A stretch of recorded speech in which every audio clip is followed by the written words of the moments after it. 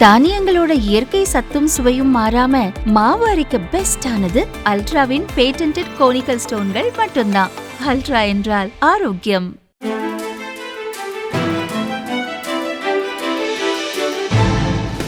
தட்டை, சீடை, முறுக்கு, ரிப்பன் போகடா, அதிரசம், என்ன வேணாலும் செய்யுங்க.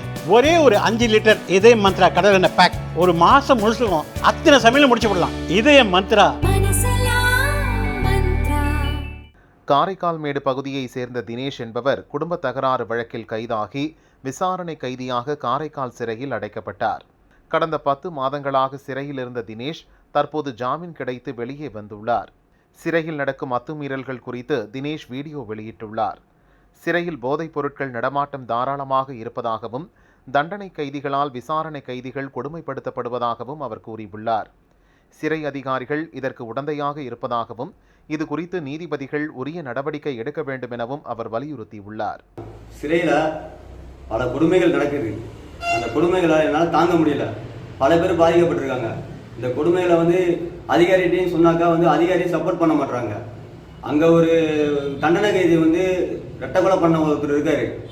அவரை பேசி அவரை எங்களை மிரட்டுறாரு. மிரட்டி பணம் பறிக்கிறாரு, பலரை போட்டு அடிக்கிறாரு. விசாரணை கைதிகளை சமைக்க சொல்லி கஷ்டப்படுத்துகிறாங்க அங்கே சிறையில். இதெல்லாம் அங்கே நடக்குது.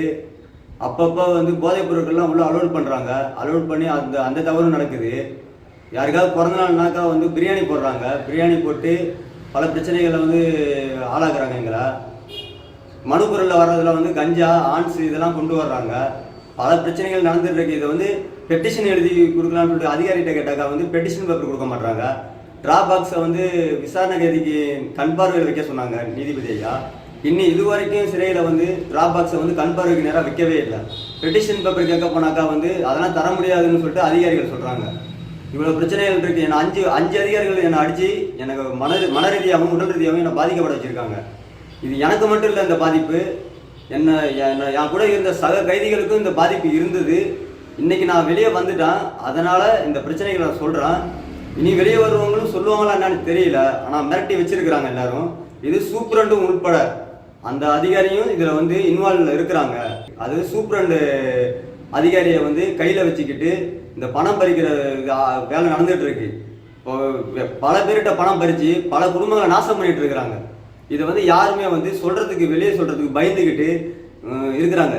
என்னையும் கூட வெளியே வரும்போது சொன்னாங்க, யார்ட்டையும் சொல்லாத அப்படின்னு சொல்லி தான் விட்டாங்க. இதுதான் எனக்கு மனசாக இல்லை. ஏன்னா என்னால் ஒரு 40 பேர் நல்லா இருக்கட்டுமேன்னு சொல்லிட்டு தான் இதை நான் சொல்கிறேன். இது நீதிபதி ஐயா இந்த விஷயம் தெரிஞ்சிச்சுனாக்கா நல்ல ஒரு முடிவு எடுப்பாங்க, நல்ல ஒரு நடவடிக்கை எடுப்பாங்கன்னு சொல்லிட்டு தான் ஒரு நம்பிக்கையில் இதை நான் பதிவு பண்ணுறேன். சிறையில் சாப்பாடு மிக கொடுமையாக இருக்குது. என்ன ரூலோ அந்த ரூலை பின்பற்றுறது கிடையாது. சாப்பாடு மிக கொடுமையாகன்ற முறையில் எங்கே போடுறாங்க. எல்லா கைதிகளுமே இதனால் பாதிக்கப்படுறோம். சாப்பாடு யாருக்குமே பத்த மாட்டுது.